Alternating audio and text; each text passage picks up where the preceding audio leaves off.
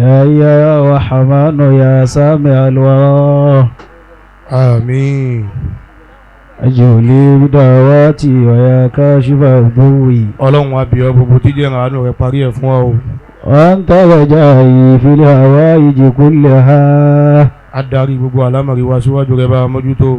وأنت الذي تؤتي العنام بلا ستر. Gbogbo ọ̀nà tó gbà máa tú àṣírí ẹ̀dá ọlọ́mọ tú àṣírí wa o. فما لي وكيل غير عونك إنني. Ọlọ́run jọ̀ọ́ jàre àfọ̀rọ̀ wa lé ọ lọ́wọ́ bá mójútó àlámọ̀rí wa o. عبد دليل يا مفرج للعسر.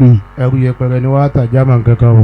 وسيلتي شبه الجبال وفوقها. Bàbá wa gbàná Rawdo al-Imam. أنت عليم كل ما قر في صدري. Ìṣọ́rí Ọlọ́run àbúrí Ọlọ́run ní gbogbo àmọ́ bá wa dáàbò rẹ̀ bóyá. غزلت يدي أرجو القبول ورحمة. Ẹ̀mí gígùn àtàláfíà àti ìfàyàbalẹ̀ bá yọ̀ǹda rẹ̀ fún yín. ونجي العبيد من هموم ومن فكري. Ọlọ́run àbíyá mójútó Ọlọ́run ní gbogbo àmọ́ bá wa ṣe fún yín. وباسمك يا رحمن أدعوك جارة. wọ́n ní àlejò àfáà Sheikh Abdul. لا تمنعني الخير في سر والجهر. wọ́n ní ẹ jókòó. أيا سامع الأصوات يا رحيم الورى. lè bá a létò. أنت المجيب كل وقت وفي عصر. wọ́n ní ẹ jókòó bàbá ní ẹ jókòó. أنت إذا أني قد بلغت مقاصدي. Ọlọ́run gbogbo tí jẹ́ ìyọ́nà rẹ̀. Ọlọ́run parí ìyọ́nà rẹ̀ lé wa lórí. wájú báyìí ṣúgà. فوق كل من اليسر. bàbá wa alágbẹ̀dẹ Ọlọ́run bá dúpẹ́ fún yín. fún àwọn àgbẹ̀lẹ̀kẹ́ ẹ̀ ní máa padà sí ibú. bàbá wa gbowó dé bàbá wa oníwákà bàbá wa gbà bí Ibrahim. Ọlọ́run bá dúpẹ́ fún yín o. wọ́n ní gbogbo wa ká ṣe amínà. gbogbo wa ká rí bẹ̀ pé a'udhu billahi minash shaitanir rajim. أعوذ بالله من الشيطان الرجيم. بسم الله الرحمن الرحيم. بسم الله الرحمن الرحيم. الحمد لله رب العالمين الرحمن الرحيم مالك يوم الدين. الحمد لله رب العالمين الرحمن الرحيم مالك يوم الدين. جماعة بوا دكوكي الحمد لله رب العالمين الرحمن الرحيم مالك يوم الدين. الحمد لله رب العالمين الرحمن الرحيم مالك يوم الدين. ọpẹ́ la dá yìí káyọ̀bá nabi Muhammad kí ni wọ́n dùn. sallallahu alayhi wa sallam. gbogbo ẹni bá fẹ́ rí ọ̀nà Ọlọ́run kó yorùbá nabi lẹ́ẹ̀kan sí i. sallallahu alayhi wa sallam. salamatu nafsi fi widadi Muhammadin. àti sóríire kò jìnnà rárá sí gbogbo ẹni tó bá ti fẹ́ràn kọ́mọ yorùbá nabi Muhammad. waja'alitu adhikari salati li Ahmadi. Abu Najat ayíbẹ̀kọ́ ni. waja'alitu adhikari salati li Ahmadi. àfààní gbogbo tí n bá ń wá tí n bá fẹ́ kọ́ mi ó tètè tẹ́ kó tètè ṣe é fún mi. ìwà ìjòkó yìí sàlùwàlá àsàlátù lèmi máa ń ṣe fún ànábì Muhammad. salamatu nafsi. àlàáfíà tí máa ń ṣẹlẹ̀ sí mi nínú ayé mi nínú ẹ̀mí mi. fi widadi Muhammadin. mo wá wá kí pé kí ló dé tàánú Ọlọ́run yìí pọ̀ nínú ayé mi báyìí. àfa àmúbínì. Naam. kí ló dé tó rè yìí pọ̀ kí ló dé tí kẹ́ yìí pọ̀. fi widadi Muhammadin. gbàtà sí nínú ó tún sí mi lọ́wọ́ mo rí i pé ìfẹ́ ànábì lọ́pọ̀ jù lọ́rọ̀ mi ni. waja'alitu ọba fẹ́ kọ́ lọ ń sanu wọn náà yóò bá ànábì Muhammad. adhikari salati li Ahmadi. àwọn ọkùnrin àwọn. waja'alitu adhikari salati li Ahmadi. mọ̀mọ́ sọ bẹ́ẹ̀ fún wa ó ṣeé ṣe kó o fẹ́ kọ́ lọ́wọ́ tètè yọ́nú sí ọ kó tètè gbàdúrà rẹ. lahu khara kullu li anbiya'i li majdihi. gbogbo ẹni tó bá fẹ́ kọ́ lọ́wọ́ bọ́ kẹ́hùn kọ́ gẹ̀hùn kí gbogbo àwọn ọmọ àwọn dolú ọmọ àfa àmúmínì. ọfẹ́ kọ́ tètè láṣeyọrí kọ́lọ̀ ń yọ àṣetì kúrò lọ́rọ̀ rẹ̀ kọ́ máa sọ Sheikh Abdul kó sì máa ṣe kó owó kọ́lọ̀ ń wá tún wá ṣe owó rọ̀ fún ọ lójoojúmọ́ gbìyànjú máa ṣe Allahumma salli wíbẹ̀ kí n gbọ́. Allahumma salli ala sayyidina Muhammadin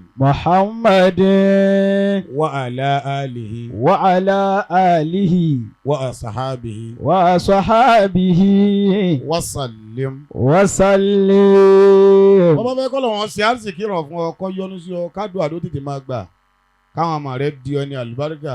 Inshallah. Kọ tọrọ lọ́wọ́ kàkà sí ogun máa wí bí mo ti wù yìí ní 1,000 every day ní jojúmọ́ mélòó mo pè 1,000 wá 1,000 ní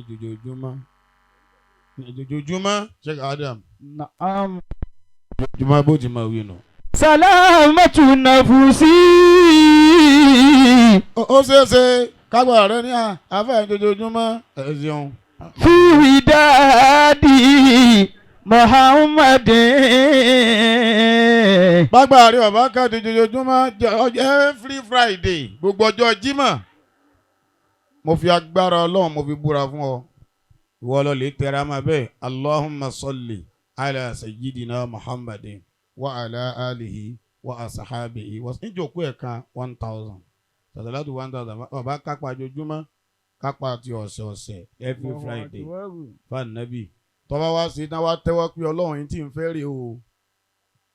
Wàlọ́ọ̀hì Ọlọ́run ọ̀dọ̀ lóhùn pẹ̀lú agbára rẹ̀. Wàjálítù àdìkárì. Yorùbá Nábì Muhammad. Sọláàtì ilẹ̀ àyàdì.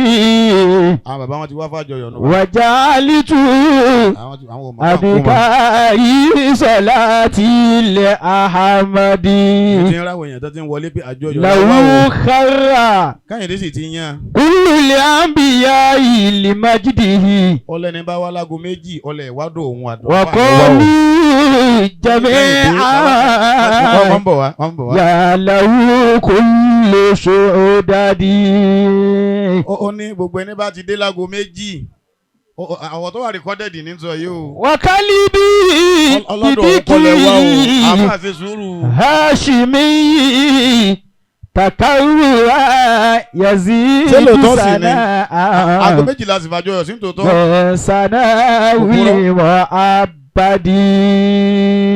Bàbá ọlọ́mọ ló wíbẹ̀ bàbá mi mo ti kí yín bọ̀ wá tún kí yín sí. Wa man kana. Ọlọ́run bá ń dúpẹ́ fún yín. Hubbul Mustafa. Yorùbá Ànábì fún mẹ́kẹ́nà ló dùn. Bá Yorùbá Ànábì dáadáa jàmá. Haramun alayhi naru fi yawmi wal gadi. Bàbá wọn fẹ́ ká yìí là lé ni. Haramun alayhi. Láìdé ìwọlọ dálẹ̀ ìwọlọ dálẹ̀. Naru fi yawmi wal gadi. Àfààní man kana. Wa man kana. Ẹni tó bá jẹ́ sí wípé. Hubbul Mustafa.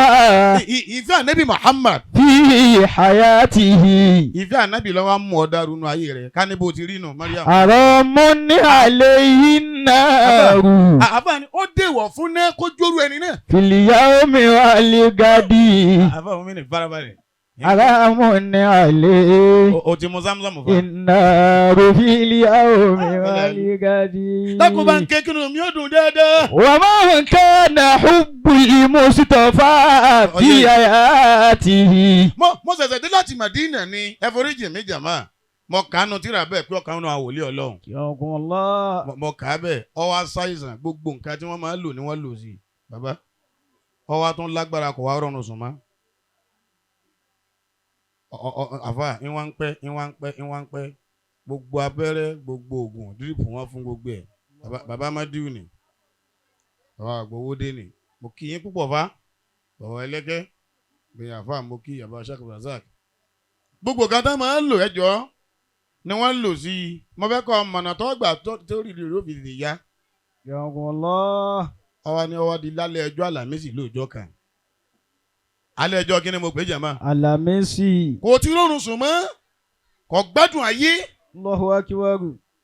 Ẹjọ́ àfà ìnira yìí ti pọ̀ ojú kan náà gbogbo nǹkan ó ti máa ṣe fún un. Ọwọ́ adalẹ́ ẹjọ́ Àlàmísì yẹn kíní kankan sọ́sọ́ pọ̀ lòun ni pé kí ló dé tóun ò lè gbọ́dọ̀ ànábì Muhammad wọlé. wa man kana bí Mustafa fi hayatihi. ó ní kí ló dé àfẹ́ mùmínì. Na'am. kí ló dé tí ilé gbọ́dọ̀ ànábì wọlé. sallallahu alayhi wa sallam. wọ́n wá ń sẹ́ Allahumma lẹ́ẹ̀kan náà lòun kà mọ́ kẹ́rin o. àwọn amúdùsùbà wọ́n sẹ́ Allahumma salli wàláhì bó ti wà nù kéwòn ala sayyidina Muhammadin wa ala alihi wa asahabihi wa sallim. bá mi wí bẹ́ẹ̀ jama. Allahumma salli ala sayyidina Muhammadin wa ala alihi wa sahabihi wa sallim. bá wí lẹ́ẹ̀kan sí. Allahumma salli bá wí dédé. ala sayyidina Muhammadin wa ala alihi wa sahabihi wa sallim. ọkọyọ kan tẹ̀tún wí ẹ̀wí dáadáa. Allahumma salli àwọn kan ò wí. ala sayyidina Muhammadin kọ́kọ́ lórí ire nù. wa ala alihi wa sahabihi wa sallim. àbá mùmínì. Na'am. bó ti wí nù. wa man kana hubbu li Mustafa fi hayatihi. ó ní tí ń wí nù. mo wá wí fá ẹwọ ọjọ́ tí ò ti gbádùn tí ọ̀sán láàfin àmọ́ ó ní èmi gan ọmọye tí mo ti wí oorun wá gbé mi lọ. La ilaha illallah. kí ló lóorun sí. òun gbé òun lọ. ọ̀run tí ò rí sùn láti jọ́ yìí mọ́ ọwọ́ padà wá rọrùn sùn.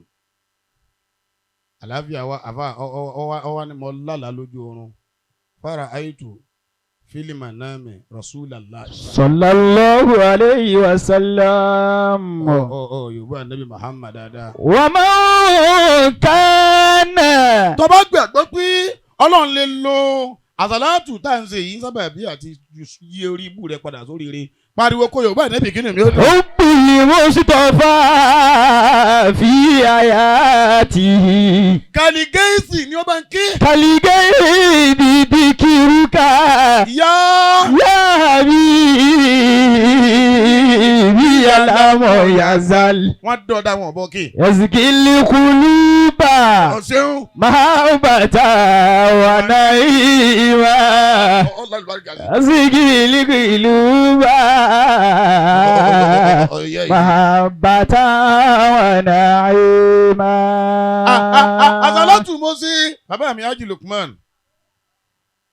mo kí yín kú oríire mo sọ bẹ́ẹ̀ fún yín chairman gbogbo wa nílé àgòrò nù. Masha Allah. ẹ ní ṣubú. Àmín. àbá mùmínì. Gàgùnlá. àsàlátù mo sí ta ló wá pàdé lójú ọ̀nà jàmá. Sallallahu alayhi wa sallam. kìí ṣe ń tí ó pẹ́ rárá mọ ara nàbì ọlá nàbì kàlámà ní Rasulullah sallallahu alayhi wa sallam. ànábì wa rí mi wọ́n bá mi sọ̀rọ̀ pé ta ló fi mọ̀ ọ́ pé àsàlátù ni ọmọ ṣe. Sallallahu alayhi wa sallam. Ìyá Sayyida Thaqalaini. Ìyá Sayyida Thaqalaini. Uzita makanata wa maqama izzin. Innufusi habiba. Bantuke. Ya Sayyida Thaqalaini huzta makanata. Thaqalaini Sheikh Adam. Aṣíwájú. Ọgbọ́. Thaqalaini. Ènìyàn àtàlìjẹ̀nú. Ya Sayyida Thaqalaini. Ìdí ànábì Muhammad àgáwá ní ndẹ́kọ̀. Huzta makanata. Huzta makana. Gbogbo oríire. Ọ̀dọ̀ rẹ lọ parí sí. Uzita makanatan. Gbogbo àṣeyọrí ọ̀dọ̀ Ànábì lọ parí sí. Wa maqama izzin. Wa maqama izzin. Gbogbo ipò tó ga. Ipò tó ga. Maqama izzin. Ọ̀dọ̀ Ànábì lọ parí sí. Innufusi habiba. Wa maqama izzin. Bàbá lọ́wọ́ tí mo kiri púpọ̀ fa. Innufusi habiba. Ta ló kọ́? Wọ́n ní àbá alájọyọ̀ náà tún rí Kẹ́hìndé lólóhùn fẹ́ bẹ́ẹ̀. Masha Allah. Ó ní ẹ̀yin náà ni mo fẹ́ jẹ́ ń pè yàn fún ọ. Ó lẹ́yìn náà mo fẹ́ bàbá. La ilaha illallah. Wọ́n láàfẹ́ tó fi hàn mí ó ti wá fẹ́ràn mi tipẹ́tipẹ́. Masha Allah. Èmi àtún sọ fún pé ṣe báyìí èyí náà kún èmi máa ń sọ bẹ́ẹ̀ láàrin mi pẹ̀lú Ọlọ́run. Àbí fi kún kò sí kankan ọ̀kan náà gbogbo ẹ̀ gbé sí i kò dira wọn wàláhì máa sọ bẹ́ẹ̀ fún. ìyá máa ṣàlákì tom. Ọlọ́run ẹlẹ́dẹ̀ mi o. Naija asayilahu. Sọlú alayhi wasallimu taslima. Bankewu yìí. Sọlú alayhi wasallimu taslima. Bàbá mi ni. Naam. Ta ló kọ́ pásọ̀ láti ní kó o ṣe bàbá mi tú mi. Allahu akbar. Ta ló kọ́ ó ní ọ̀rọ̀ náà lọ sọ bẹ́ẹ̀ àfẹ́ mi ni. Naam. Ó ní mo kà díìsì ni mo kà ó ní ọ̀kan náà sàhábà ẹjọ́ ọwọ́ lọ lè bá Nabi Muhammad. Sallallahu alayhi wa sallam. Ó ní mo fẹ́ máa ṣàdúà gbogbo ẹ̀jẹ̀ máa ń jà àjànàkú mo kí yín púpọ̀ àfẹ́ wa adira mo kí yín àbí kíndìmọ̀ àbí ṣé kí mòrídì ẹ ṣeun mo kí yín ó fẹ́ràn wa púpọ̀ mo fẹ́ máa ṣàdúrà bàbá kam àjàálù lákà fi sọ̀láàtì sọ̀rántì tí n bá ṣàdúrà mi àbá àjẹ́ tó máa bí dá ọlọ́wọ́n sọ̀rọ̀ lẹ́kọ̀ọ́ àlùbáríkà sí kam àjàálù lákà fi sọ̀láàtì.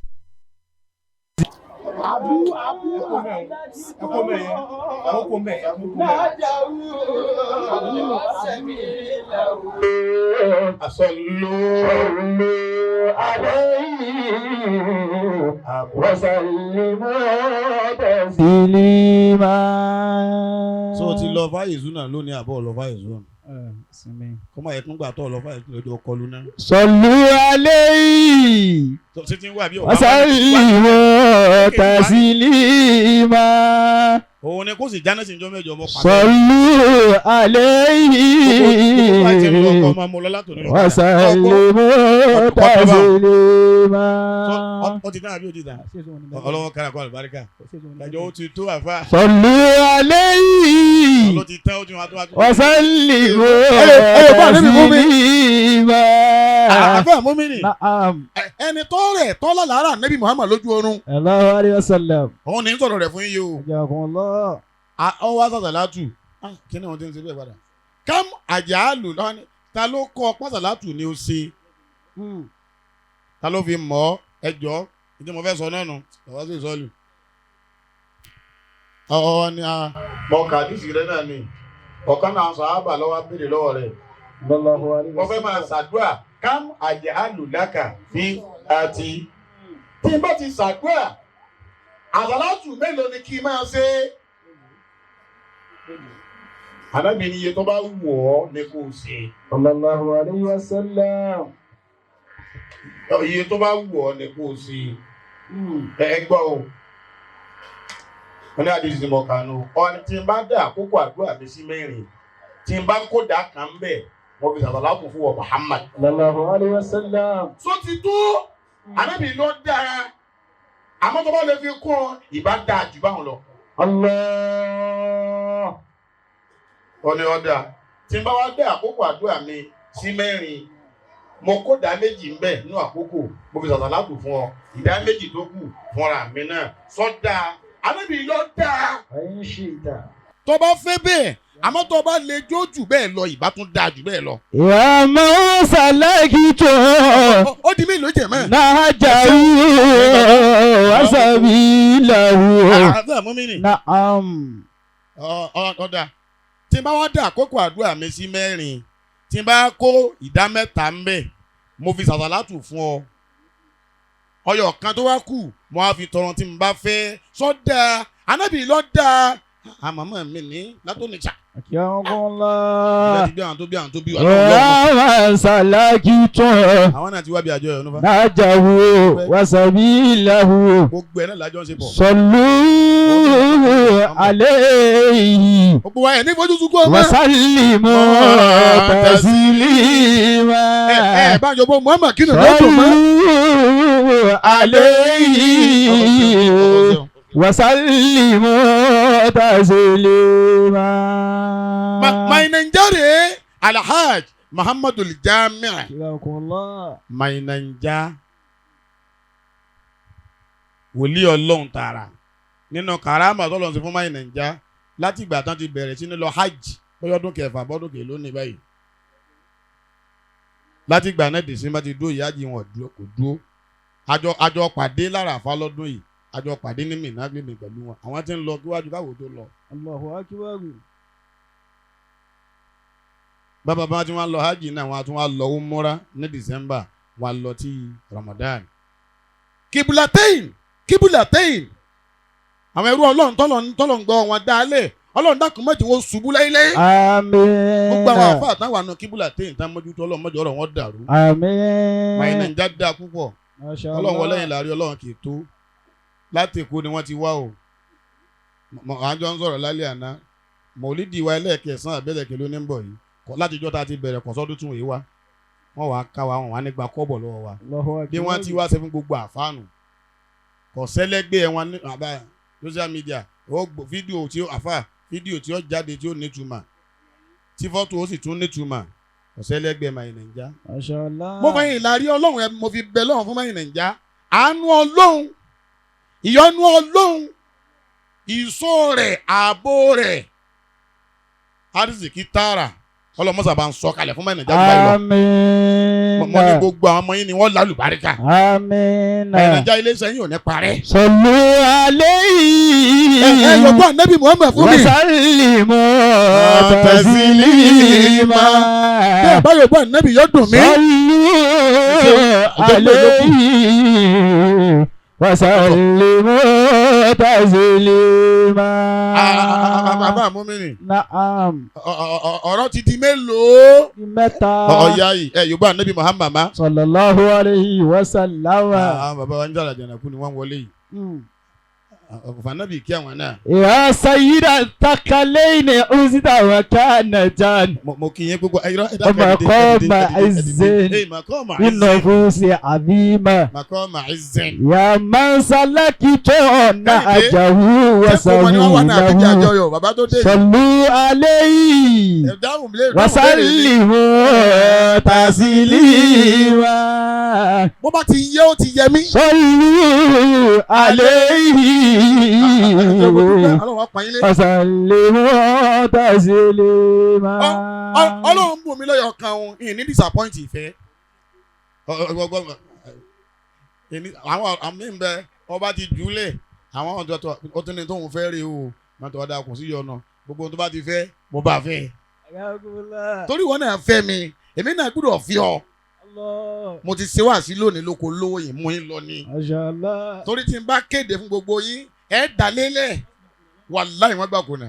Ya sayyida thaqalaini. Ọlọ́run bàbá lábẹ́ mi Ọlọ́run mọ̀jì wọ́n mọ̀ nira. Uzida makanatan. Àkókò àdúrà mi yẹlẹ̀ kèló la bá adéjà mọ́. Mẹ́ta. Ẹ ṣeun Naija tí mo ti so pọ̀ tó dòdìdì. Uzida makanatan. Ó ní tí n bá wá pín àkókò bàbá lábẹ́ mi wọ́n tó dé ìbá. Wọ́n ti wá bí àjọyọ̀ náà. Wa maqama izzin. Innafusi azima. Wa maqama izzin. Innafusi azima. Bí bá wá dé àkókò àdúrà mi sí mẹ́rin.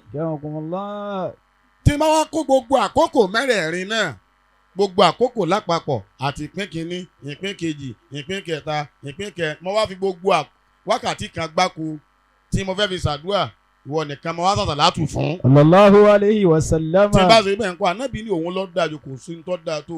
bọ́bá rí bẹ́ẹ̀ ó ní ìdàn tukifa hamuka. Sallallahu alayhi wa sallam. Rasulun minal maula. Rasulun minal maula. Wahada walamu yakun. Wayabuko rasula. Darima wa mu'azzama. Wàmọ̀ rọ́ọ̀mọ̀ dárí kí. Wàmọ̀ rọ́ọ̀mọ̀ dárí kí fi síyáàkì nàbínà. Ọkọ̀ di rọ́ọ̀mọ̀ àmọ̀rọ̀. Yorùbá níbi Muhammad fún mi. Ọ̀sàhálà muharrama. Adébíyẹ tó bá fi gbogbo ayé rẹ̀ sàṣàlátù fún mi. Tòkìfà hàmúkà gbogbo rẹ̀ àṣòro tó bá kó sí Ọlọ́run ọ̀là ọ̀mẹ́. gbogbo ọ̀nà bùkátà tó bá gbé síwájú Ọlọ́run Ọlọ́run sì bọ̀ bíyà rẹ̀. Fawakiti. Wasaati. Sarafutu lidikiri. Sheikh Islam Abdul Mumin. Salatan wa madham. Sheikh Ibrahim Kaula kí ni sọ wọn. Mẹ́ni wùkọ́ di siritu jẹ́ ìlàmà. Ọ̀yá yòókè dá. Salatan wa madham. Bàbá ilé kọ́ wa. Mẹ́ni wùkọ́ di siritu jẹ́ ìlàmà. Sheikh Kaula lọ́dọ̀ ó ní Fawakiti. Fawakiti. Gbogbo àkókò ayé mi. Wasaati. Gbogbo ìgbà tí n bá lò nínú ayé. Sarafutu lidikiri. Ó ní tán bá ní ká tẹ́wọ́ kálukú tọrọ tó bá fẹ́ ṣe Ibrahim lórí bẹ́ẹ̀ ó lè mí tọrọ kankan bọ́lọ́wọ́ bá ń tọrọ owó Ọlọ́run máa ń tọrọ ọmọ ẹlẹ́mìí gígùn tọrọ ẹ̀mí gígùn ẹni fẹ́ kọ́lé fẹ́ ń tọrọ ilé ẹni àfà ẹni ń tọrọ ọkùnrin tọrọ ọkọ Sarafutu lidikiri èmi ọmọ àṣàṣà àtúfà Nabi Muhammad. Salatan wa madhan. ní tí ń sọ̀sọ̀ lẹ́tù fún wàmẹ́dìhà ìmọ̀ yìí. Mẹ́ni kọ́dí siritu jẹ́ ìlàmà. látara àṣàlátù yẹn sírìtù jẹ́ ìlàmà àtàrà níbi mo ti di gbogbo tí mo dà. Salatan wa madhan. ta ló bá ṣéwù. Mẹ́ni kọ́dí siritu jẹ́ ìlàmà. ẹ sọ àfáà náà tó dé Azari ní Káhírà táwọn ará Káhírà wá nílùú ìjọjí máa ṣe kútúbà o gomemba rí kò kírun fún wa. ṣé Ibrahim wọn ṣe bẹ́ẹ̀ fún wa kò sẹ́nìkan tó ṣáájú wọn. ara àfáà tí wọn ń bọ̀ àbí bẹ́ẹ̀ kọ́ ni. wọ́n ní àdìsí wọn ni mo rí kà pé gbogbo ọ̀ràn ṣòro tíyàn bá kó sí tó bá fi lè jòkó àṣàlátù Ọlọ́run yọ kó so. mo wá rí i pé wọ́n ti lògùn fóun abẹ́rẹ́ wọ́n fún wọn ní dírípù gbogbo nǹkan wọ́n ṣe ìyá wọ́n tún làgbo kódà ní tí ò yẹ àfáà ẹ̀rọ Ọlọ́run bá gan ó níbi tí ò yẹ kó òun dé bẹ́ẹ̀ tí ò yẹ kó òun wọ̀ òun wọ̀ bẹ́ẹ̀ tí ò yẹ kó òun jẹ òun jẹ tí ò yẹ kó òun mu òun mu. Salatan wa madhan. ẹni la ilaha illallah. La ilaha illallah. ṣé wàá bá wa yọ̀ ni ẹ bá wa dunnú. Ọlọ́run ní yọ ayọ̀ kóònù ayé tiyín náà. Kọ́dísù ìtù ìjẹ́ lára. wọ́n láwọn àbejì. Salatan wa madhan. ìbejì tó bí bejì. Mẹ́ni kọ́dísù ìtù ìjẹ́ lára. ìbejì tó tún wá bí bejì. àbá àmọ́mínì. arákùnrin wa ni Ànábì ní ọ̀rọ̀ jíjà sọ ẹ̀yọ́gbó Muhammad kí ni mi ó dùn. Sallallahu alayhi wa sallam. ó wá jí sáyé padà ẹni tí ò lè dìde mọ́ tí ò lè ṣe nǹkan kan mọ́ òun lọ́wọ́ fúnra rẹ̀ àti sọ̀rọ̀ nira òun ló wá ń pè àwọn ọmọ pé ẹ má wulẹ̀ ní kí wọ́n yọ tapá yìí kí wọ́n dé wọn lónìí là ń lọ mo ti gbádùn. láti ìjọ náà tí wòlíì Ọlọ́run fi wọlé sùn wòlíì náà tó fi wọlé sùn kò ṣàìsàn má. Sallu alayhi. yòókù Muhammad fún mi. Wasallimu taslima. iye olómọ ẹ kú oríire. Sallu alayhi. àbá mú mi nù. Wasallimu taslima. wọ́n lè bí ọ pé èwo ló tóbi jù nínú àwọn orí tọ́lọ́ máa ń ṣe fún wa. àwọn àfáà ní orí Ọlọ́run tó tóbi ọ̀pọ̀ àmọ́ ọ̀kan gbòógì nínú orí Ọlọ́run tó tóbi tí ò lẹ́gbẹ́. òun ni kọ́lọ́ ń fún yàn lọ́mọ. Lana anwa'u khairin fil hayati. orí Ọlọ́run pọ̀ orí pọ̀ àmọ́ gbogbo orí tọ́lọ́ máa ṣe fún yàn tí ọba ti fọ́ máa kún. kò táyọ̀ àwọn ànábì Ọlọ́run tí ọ̀rọ̀ máa bí sunkún Ibrahim sunkún àfà Zakari ìyá sunkún wọn dákẹ́ ẹjọ́ àfà mọ́mìnì orí lọ́lọ́run sí fún ọ yìí kò sórí tó tó. Lana anwa'u khairin fil hayati. orí ńlá lọ́lọ́run fún ọ yóò fún ọlọ́mọ méjì láǹtì. Wa a'zamu al wiladatu bis sawati. ọmọ bọ́ọ̀ bá lọ tán ayọ̀ wá rí ọmọ rẹ̀ wọ́n máa fi rántí rẹ̀. Ala innal wiladata ainun fadile. Kíyàn fẹ́ bí makọ́rọ́ máa bí ojúlówó rí àánú Ọlọ́run ni.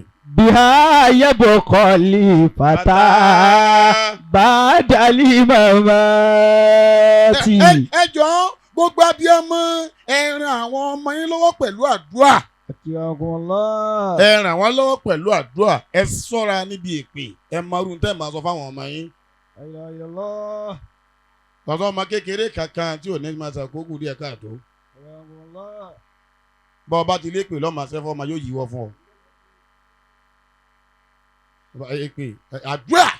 àdúrà bìhá.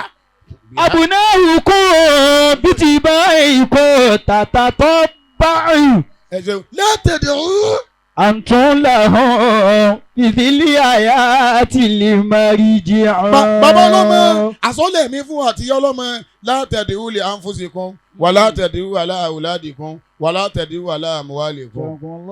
ẹ gbọ́dọ̀ máa fèpè bára yín ṣeré o, ẹ gbọ́dọ̀ fèpè bọ́mọ ṣeré o, ẹ gbọ́dọ̀ ṣépè ló dúkìá ara yín.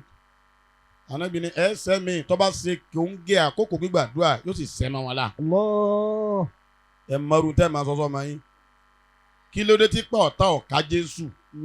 kí ló dé tí pa ọ̀tá ọ̀ka Jésù? àdúrà tí ìyálàyà rẹ̀ ti ṣe kalẹ̀ fún Màríyámà ni. Màríyámà àdúrà òbí lára ọmọ kò sí tó lè yẹ bẹ́ẹ̀ lè pè òbí ẹ̀yà bí ọmọ.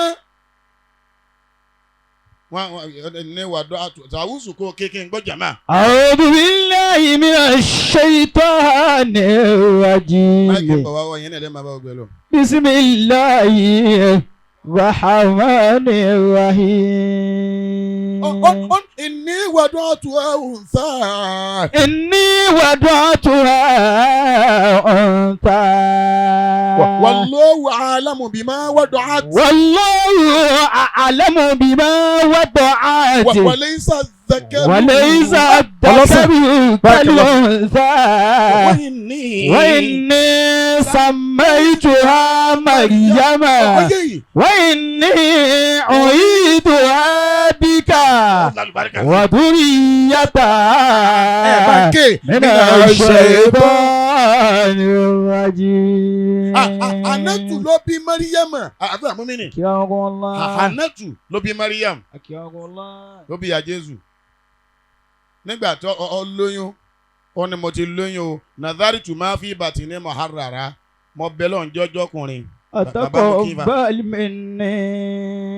Jọ́jọ́ ọkùnrin tó bá wá fún mi, Ajita Ilolu, Sheikh Abdul. Tó bá fún mi lọ́mọ ọkùnrin, ìfilẹ̀ kọ́ máa jẹ́ olùsìn lọ́hùn, kọ́ máa jẹ́ àfa àkọ́jẹ́ wòlíì. Ìgbà tí ó bímọ tán kọ́. Inni wada'tuha untha. Ọlọ́run ọba mi wada'tuha untha ọmọbìnrin mo bí. Wallahu a'lamu bima wada'at. Ọlọ́run ní mo sì gbà fún ọ èyí tó fún mi èyí ò ní màá ń pa rẹ̀. Dákun má máa là lọ́lọ́run lọ́wọ́ mọ́ ẹjọ́ jàmá èwo ni èé sọ mọ́. Ọlọ́run fún ọlọ́mọ ọkùnrin ó fún ọlọ́mọ obìnrin ó ń banújẹ́. Ìyá wa Zagaya ńkọ́? Fatima ọmọ Ànábì ńkọ́? Sallallahu alaihi wasallam. Olóko àwọn àgbàlagbà Khadija ńkọ́? Rọ́bì Àtù Ali Àdàwí àwọn ńkọ́ kéèké tóbìnrin ni. Èyí tó balẹ̀ jẹ́ tó bá àdúgbò jẹ́ tó bá àdúgbò jẹ́ tó bá àdúgbò jẹ́ tó bá àdúgbò jẹ́ tó bá gbogbo àfa ọ̀fẹ́ bá wa ló kọjá ń tẹ́lẹ̀ yìí ọkùnrin ni àbóbìnrin. Àní ọbí Ọlọ́run kọ́ ló ń dé gbogbo àwọn ọmọ rẹ̀ ọ́ lálùbáríkà. Wallahu a'lamu bima wada'at. Ó ní Ọlọ́run ìbílẹ̀mù rẹ̀ wòye tó ṣe iye ọmọ tó torí ẹ̀ sí. Walaysa dhakaru wa inni sammaytuha Maryam. Walaysa dhakaru. Walaysa dhakaru kal-untha. Ọwọ́ anyan àfẹ́ àbíbùlá. Ọwọ́ anyan pé àmọ́tọ́. Àmọ́ níta fẹ́ ọkùnrin ó ṣe àmọ́tọ́ Ọlọ́run ó yíyọ o. Wa inni sammaytuha Maryam. Ọmọ mi yóò mọ sọ kó máa jẹ́ Mariam olùsílọ́hùn ní jẹ́ bẹ́ẹ̀. Wa inni u'iduha bika. Ẹbí tí wọ́n lọ́mọdé yìí o bàbá ọlọ́mọ ó ní u'iduha bika mo fi ọmọ mi yìí mo fi sọ ìwọ Ọlọ́run bá ń dáàbò rẹ̀ bò. Wa dhurriyyataha. Wa dhurriyyataha ó ti parí ṣe àti gbogbo àrọ́mọdọ́mọ tiẹ̀ náà ní tí ò jẹ́ pọ̀ tọ́ ká Jésù nù Jésù ètí ìkúdì sí ẹjọ́ jẹ̀mọ́ wọ́n fẹ́ pa wọ́n ti ráǹdì ilé yẹn ó sì ti wà nù wọ́n ti rọ kíkà lé ọ wà ń bẹ́ẹ̀ Ọlọ́run ló pàṣẹ pẹ̀lú àánú rẹ̀ kọ́ máa dèrè òkè. Wa dhurriyyataha. Àdúrà wo ló gbà tí pọ̀ tọ́ fi ká àdúrà ìyáláyà rẹ̀ tí wọ́n ṣe kalẹ̀ àdúrà tó o bá ṣe fọ́ọ̀mà rẹ̀ yóò máa jẹgbẹ́ ọmọ gbà lọ gbére lérí rẹ̀ àtàrọ́mọdọ́mọ bẹ́ẹ̀ lè pè tí yẹn bá sẹ́ náà Sheikh Adam zamakasari talking about bíbélì kẹ́límì èpè òbí lára ọmọ kò sí tó lè wé dànù ẹjọ́ àáfà ńláńlá tó kọ náà bíbélì kẹ́límì zamakasari tí n bá rìn báyìí ẹsẹ̀ kan ò tó lẹ̀ bí n bá rìn báyìí àwọn ọmọge wá bí pé àáfà wa kí ló dé ìkan lọ́kẹ̀ ẹsẹ̀ yìí ó ní èpè ìyá àwọn lóṣùn òun débẹ̀ ẹ̀yà bíi amakẹ́ mantẹ́ máa sọ wo lérí burúkú ọmọ yìí ọba lọmọ rẹ kàwé kọ láti yọrí bí ọba dé ayé ọgbà tiẹ̀ èpè rẹ ní tẹ̀lé kí ara lè yín kọ́ ẹ jọ kí ló ní ìjọ kan òun wà lẹ́yìn ilé òun ti fàájì òun wá rí ẹyẹ kan lòun wá lọlé òun wá mú wálé òun wá kan lẹ́sẹ̀ bóun ti wá kan màmá òun wá rí màmá òun wá ní ọkàn ẹyẹ lẹ́sẹ̀ náà ọlọ́run sì ká ẹsẹ̀ tiẹ̀ náà. Allah. ọ̀pẹ́ sígbà wọn làwọn ṣèrìn àjò lílọ táwọn lọ náà lòun gbà lòun kó àbá ìjàmbá ojú ọ̀nà lẹ́sẹ̀ ti dá ìdí òjẹ́sẹ̀ wọn tó lè mọ́nu ìyá ní èmi mọ́ fọwọ́ mi fà. wa inni sammaytuha Maryam. èyí wọn mi nínú àdúrà ní òfin bọ́ọ̀mù alẹ́ ló mọ́ fi pè bá lò ọ̀rọ̀ mi ẹlẹ́ẹ̀kejì sí ọ wá fọlọ́run ọba mọ́. يا بني لا تشرك بالله. يا بني لا تشرك بالله. Ọlọ́run gbogbo àdánwò tó bá dé má kọjú ọmọ rẹ sí kankan tó ju Ọlọ́run lọ. لا تشرك بالله. gbogbo oore tọ́lọ́run bá ṣe fún ọ jí ọmọ yí àwọn ọmọ rẹ pé Ọlọ́run ló ṣe. لا تشرك بالله. gbogbo ìdàkejì tó bá ṣẹlẹ̀ sí ọ má gbà pé nìkankan ní í ṣe ọ gbà pé kò sẹ̀yìn Ọlọ́run. لا تشرك بالله. bọ́bá dà kókó òrùn jáwọn máa rí lára rẹ pé àsìkò òrùn tuntun ẹja kírun. لا تشرك بالله. jáwọn ọmọ rẹ kẹ́kọ̀ọ́ àwẹ̀ gbígbà lára rẹ. لا تشرك بالله. ni wọ́n kọ́kọ́ kìyàmù lé lára rẹ ìjókòó àdúrà iṣẹ́ gángan kọ́ lára rẹ ọmọ mi má ṣe bọ́ o má ṣe bọ́ o. Inna shirika. ọ̀rẹ́ bọ̀ torí ìwọ̀n àgbákò ayé àtọ̀run ni. Lazulimun azimun. gbogbo sẹ́ẹ̀rẹ́ tíyàn bá ṣe tó bá ti tẹ́ bọ̀ bọ̀ Ọlọ́run ó bàjẹ́ máa lọ́wọ́ ni àfàmọ́ mi. Naam. níparí ó ti wá dọlọ́mà ọmọ wa sọ́wáwù àti yọ ọlọ́mà. ó ti dọlọ́mà ọmọ ṣe kí ni mo pè é. yọ ọmọ sọ́wáwù. ìwà tó bá ti wù lọ́mọ rẹ̀ ọmọ wò. nínú kílẹ̀ kan. Abunawukum bitibaikum tatatabba'u. ọ̀ya yóò kéda. Antum lahum fi dhil ayatil marji'u. albarka sí. Innal ubuwwata wal umumata manhalum. Minhu tufulatu. ẹ tẹ́wọ̀ àdúrà ẹ tẹ́wọ̀. Akiru yatashabba'u. àwọn ọmọ wo ọlọ́dọ́kùn mọ́jú wọn rùkún wọn wá ká àmọ́lẹ̀. Àmín. bọ̀bá wa rùkún wọn ká àmọ́lẹ̀ ọlọ́mọdé àtàná òsàárè ọmọ. Abunawukum. àwọn ọmọ tọ́lọ̀ ń fi tọ́ lọ́rẹ̀. Bitibaikum tatatabba'u. ìwà tó o bá ń wù làwọn náà máa wù ó àfa àmúmínì. tó o bá máa parọ́ àmàlẹ́ ó lòótọ́. tó o bá máa parọ́ wọ́n máa parọ́. tó o bá lòótọ́ àmàlẹ́ ó lòótọ́. ẹ̀rẹ̀ lómi pé ó ti wá lawọ́ báyìí ẹ ṣàkíyèsí ìyá àti bàbá rẹ̀ wọ́n lawọ́ ni. tẹ bá rọ màmí tí bá ń jalè ẹ wádìí ẹ̀ dáadáa òun kọ́ ló bí rẹ̀. wọ́n ní lágbájá ní tẹríba ẹ̀ lè ṣàkíyèsí àwọn tó bí ní tẹríba ni. La ilaha illallah. màṣẹ́ tó wùsù yá o mọ́. Màṣẹ́ tó wùsù yá o mọ́ bí ewìjà jẹ̀fà kọ́ ládà ṣàkìlò mẹ̀ṣíyàtì ìbànú. Fakọ́ládà ṣákìlà mẹ́ṣíyà tàbí bẹ́ẹ̀ kọ́ ni. Fakọ́ládà ṣákìlò mẹ́ṣíyàtì ìbànú. Fakọ́ládà náà ní fáìlì. Màṣẹ́ tó wùsù yá o mọ́ bí ewìjà jẹ̀fà kọ́ ládà ṣàkìlà mẹ̀ṣíyàtì ìbànú. Bàbá mi àtọ́wùsù ẹyẹ ọ̀kí ni wọ́n ń pè bẹ́ẹ̀ wọ́n ní wọ́n ń ṣe fàájì ń kọjá lọ́njọ́ kan. Ìyàwó máa ń bí ewìjà jẹ́ ní. ní wọ́n ń rìn wọ́n ń sakọ́rìn ní wọ́n ń gara. Wàkọ́ládà ṣàkìlà mẹ̀ṣíyàtì ìbànú. àwọn ọmọ rẹ̀ táwọn náà wá tẹ̀lé àwọn náà wá wẹ̀yìn wọ́n wá rí àwọn ọmọ táwọn náà wá tún àwọn náà wá ń gara. ẹyẹ ọ̀kí ni wọ́n wá wù àwọn ọmọ rẹ̀ táwọn náà ń gara. Fàkọ́lá alámà. ẹ̀yin ọmọ mi. Tàkàtàlù náà kọ́ọ̀lù. ẹ̀yin ọmọ mi èmi ló ṣe é tẹ̀yìn náà tún wọ́n ń gara. Bàdá tàbí. kọ́ọ̀lù àwọn ọmọ wa ní bàbá wa بدأت به bá a ti ń wò yín arípẹ́ yín lẹ́kọ́ pilẹ̀ yín lẹ́kọ́ ń ga. ونحن مقلدون. àwa ń kọ́pì yìí ni àbá àmúmi ni. ó ti dẹni tó máa kọ́pì yọ lọ́mọ tí irun bá máa yín lọ ọmọ yín náà kò máa wà òní má kírun o.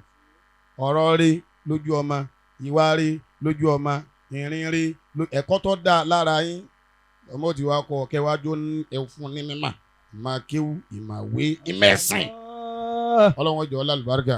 Àmín. mú 5,000 wá lọ́wọ́ rẹ̀ ìyàwó rẹ̀ mo fẹ́ kó fún. mú 5,000 wá lọ́wọ́ rẹ̀ èmi ní ó sì fún 5,000 lọ́wọ́ ara mi. ó dé ìlú báwọn. 10,000. dá mi lóhùn ni. 10,000. mo nídìí àwọn olórí bàbá mi Haji Lukman mo nídìí 5,000 lọ́wọ́ yín sà. mo fàdájà gbà bẹ̀yìn mo fàá tó bí wa bẹ̀yìn 5,000 naira lọ́wọ́ yín ìyọ́lọ́mọ ẹ̀ mo fẹ́ kó fún. àwọn bàbá mi mo kì í sà àfa mo tó kún lè sà. àárín pẹ̀lú ok àwọn ìyá wa ni àwọn ìyá bàbá ló mọ ẹ̀sùn mọ́ irọ́ bẹ̀rẹ̀ kọ́lẹ́ jòkó ẹ̀sùn ẹ̀ máa bọ̀ báyìí mo fi alájà gbà bẹ̀yìn mo fi ṣe àmúdá já níbẹ̀ yìí irọ́ yà ní sẹ́wà àní sọ̀rọ̀ mọ́ ẹ máa bọ̀ bàbá ẹ máa bọ̀ ayélujáyé ẹgbẹ́ tèmi tó máa tó pẹ́ wábi àjọyọ̀ àbẹ́ àjẹmí tí tèmi dà jámì 5 tèmi dà tí káyìn dé nì tí bàbá mi Haji Lukman bá ń gba 5 tí wọ́n náà wá ṣé kàádà mi ní kó fún báyìí a ti fẹ́ bẹ̀rẹ̀ program àjọyọ̀ báyìí bàbá ẹ ṣé mo dúpẹ́ Ọlọ́run bá ń dúpẹ́ fún yín tí tèmi náà dà ó di ìlú báwọn ó di 15,000 mọ̀ ń retí olórí àfa àjẹtùmọ̀ bí ẹ mú 5,000 wá àfa àbíbùlá ṣeun Ọlọ́run ká kan àlùbáríkà 5,000 naira ẹsìn transfer àfa àkànyìn àjànà mú àfa ẹsìn ọba 1,000 naira àfa àbíbù ọmọlẹ́yìn 2,000 naira Ọlọ́run ká kan àlùbáríkà bàbá wa láti àjànàkú 1,000 naira Haji Abdul Gani 1,000 naira àfa àjẹtùmọ̀ bí mo fẹ́ kẹwẹ́ nìkan tó fún akáàsì ni bàbá wa Haji Abdul wá sí Ìbàdàn 1,000 naira ẹsìn wọn wá bí àjọyọ̀ wọn ni mo ti pàdé òkú mọ́ náà àfa àgbẹ̀lẹ́kẹ́ 1,000 naira ẹ bá ń wẹ́ nìkan kan ṣètò 5,000 fáfà àjẹtùmọ̀ bí cash mo fẹ́ gbà lódìdí ni mo mọ̀ kó sú ọ mo fẹ́ kó fún ìyàwó kọ́ fọ́ ara rẹ̀ gbá ni àjẹtùmọ̀ bí ọ̀nà kiri wàlọ́ọ̀hì bó ti mọ́ tó fọ́lọ́ ń búra ta ló mọ́lé yìí wá samadi àbí 1,000 naira latest máa bọ̀ wá ẹ bá ń nawọ́ sí ẹ sọ pé wàlà sáwùfà yọ̀ọ̀tíkà rọ̀bùkà fàtẹ̀rìdọ́ ọ̀ ní ṣubú ọwọ́ kó búrẹ́dì dé lánàá bá mú 50-50 ó ní about 50-50 ó ní búrẹ́dì 50-50 mo kà á yìn rí kà má. jámi ọmọ kọ rẹ. ṣé wọ́n ti kó jẹ́ náà wá ọ̀rọ̀ ti parí ọ̀wá wí fún wa ó yẹ kó o ti ní bọ́ mo wọ̀ pẹ́ wá mo 2,000 wọ̀ pẹ́ wá bá ń gba 2,000 wọ̀ pẹ́ wá ọ̀pọ̀lọ̀ ń bọ̀ ṣe. àfa àjẹtùmọ̀ bí àfa Abdulwasi mórí tí wọ́n wọlé yìí ajánájì àfa wà lìbárì sí àfàdà gbẹ̀mí débẹ̀ ẹ ṣeun àlèkínbà yìí gan àlèkínbà gbẹ̀mí débẹ̀ ṣe gbọ́ pa lọ ẹ̀tọ́ ìmọ̀gbẹ́yìn náà rí wa ọlọ́run máa fi sí ẹ̀ṣọ́ wa àlùbáríkà máa pọ̀ sí ẹlẹ́mi ò sígbà tó wọ̀ ọ̀mọ̀ pa lọ́mọ́kà ni ẹ̀rọ ọlọ́run bá kan ní a máa ń wò yín mútọ̀ àwọn náà ń wò yín àjọ jíra wá wò ní ájì táyé tún mi 2,000 naira ájì àti tún ma bí sẹ́ńtì kó wá 5,000 ẹ̀ ní ṣubú ẹ bá ń ka adáde Ibrahim Haji Abdulrazak Agoro wọn ti débẹ̀ 1,000 naira ẹ dákun wá ìkómà ló kú báyìí mọ́fọ́lọ́ ń bẹ̀ yín àjọyọ̀ jẹ́ oṣù oúnjẹ tí ẹ bá tẹ pé Kẹ́hìndé lọ sọ pé ẹ bá ti wá lágo méjì ago méjì ló lù ú sìn sago méjì ti lù àfa Wàsíù ẹ wá bí ìkómọ o àjọyọ̀ lẹ wá o ó kù sẹ́jú méjì tọ̀ ọ̀dà pẹ́ wá bí ìkómọ dá